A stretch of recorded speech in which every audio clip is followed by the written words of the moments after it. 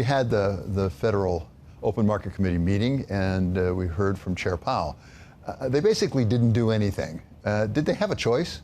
No, but I think they did do a few things. So they certainly didn't change the funds rate. I don't think anybody expected that, or at least reasonably. The battle, of course, the dissents that happened were over the Fed's statement, or at least what people perceive the Fed's statement to be. Is there an easing bias? Is there a tightening bias? I think it's fair to say under the hood, members of the FOMC are conflicted. Some view that the next move is going to have to be flat for an extended period, possibly even up. Others, like Governor Myron, have a different sign. So that's really what happened. One of the things I couldn't figure out is the easing bias language that they dissented from, the three members. I looked at the statement carefully. I didn't find those words in there. No, I don't think it's there in black and white. I think probably this is a reading the room kind of observation of people going on record that we really are uncomfortable with a view that at the next FOMC meeting, or maybe even the meeting after that a cut is forthcoming. They did say in the statement that there was extreme uncertainty coming out of the Middle East because of the Iran war.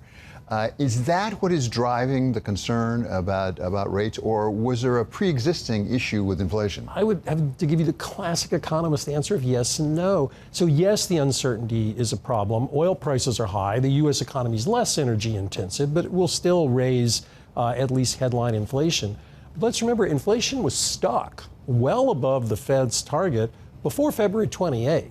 So Iran adds to the problems the Fed faces, but it's not really the core problem. I think what's vexing the Fed is why it was more difficult to get inflation down before Iran. But yes, the uncertainty matters.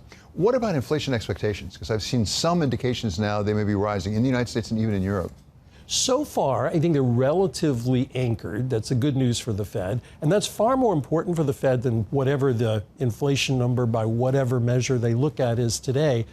But I think the risk is if the war continues and prices remain elevated, and of course we still have tariffs working their way through the system, even if the ultimate effect is to stabilize, that's going to be an inflation problem. And that could unhinge expectations.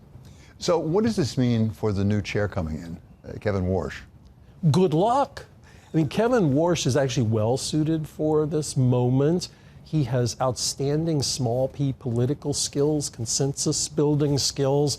He's very smart. He knows these issues. I think his challenge is going to be looking at the men and women around the table, whether it's the governors or the FOMC, and figuring out how to bring them together. That's going to require two things. I think one is his skills, which, as I said, he has, but another is the theory of the case. I mean, how do you talk about the economy? I think that'll have to be job one for our new chair.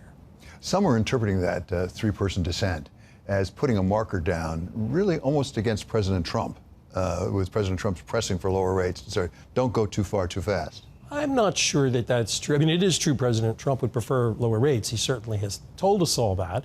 I think it's more a matter of a sincere difference of opinion and policy.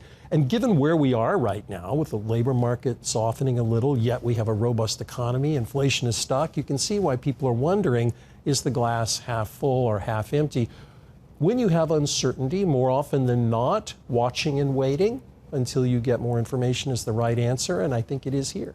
Is it a symmetric risk right now as you look at it, or is there a real risk of stagflation where you actually could hurt growth and still have inflation? Well, there's certainly a risk of stagflation, but I would be more worried about inflation at the moment. The underlying economy is very good, and the GDP numbers we got for the first quarter are reassuring still about the pace of AI investment and about final sales, even though the headline print is a little below expectations. Kevin Warsh comes in saying that he thinks there is a room for rate cuts because of AI. How does that work?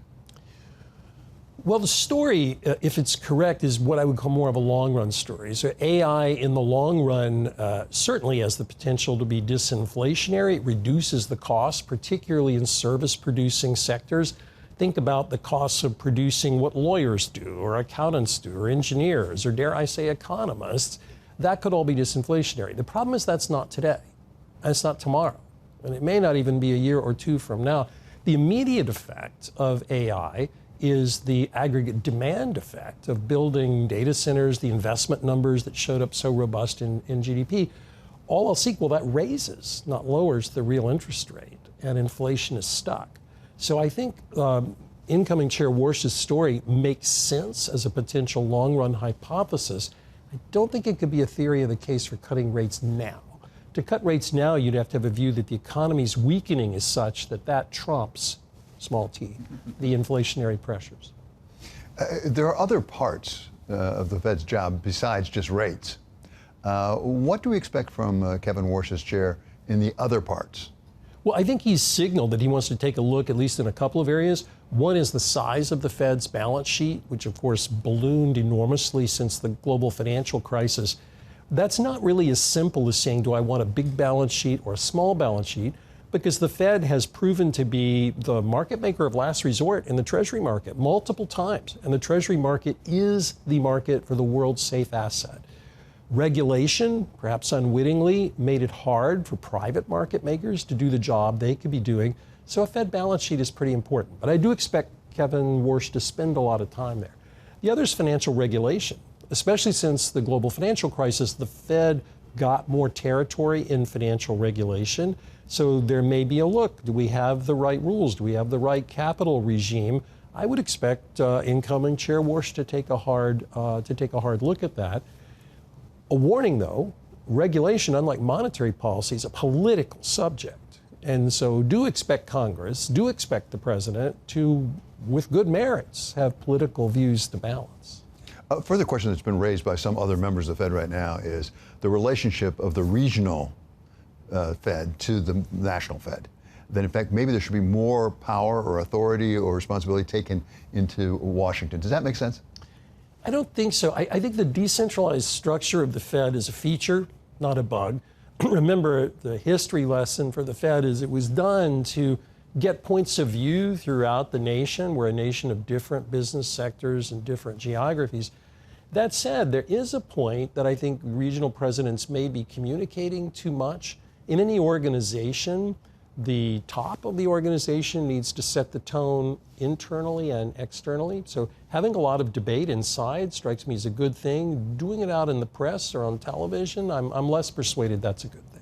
There's a good deal of talk about what a Chair Warsh will do in terms of, for example, forward guidance and even number of news conferences that are held, the dot plot, things like that. How much of that is in the authority of the chair? Does that need to be voted on by the full Fed? Well, he would need to get his colleagues' support, but I suspect he could get it. I count myself as among those who wonder what the utility of the dot plot is and the excessive communication. There's a continuum, if you will. Chair Greenspan was quite opaque. He famously said, you know, if you thought you understood me, you must be mistaken, to Chair Bernanke, who was extremely transparent.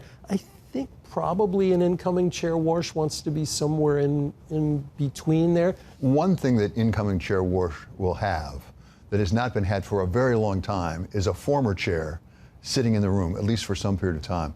What will that do to that dynamic, do you think? I'm not sure it's actually going to do very much.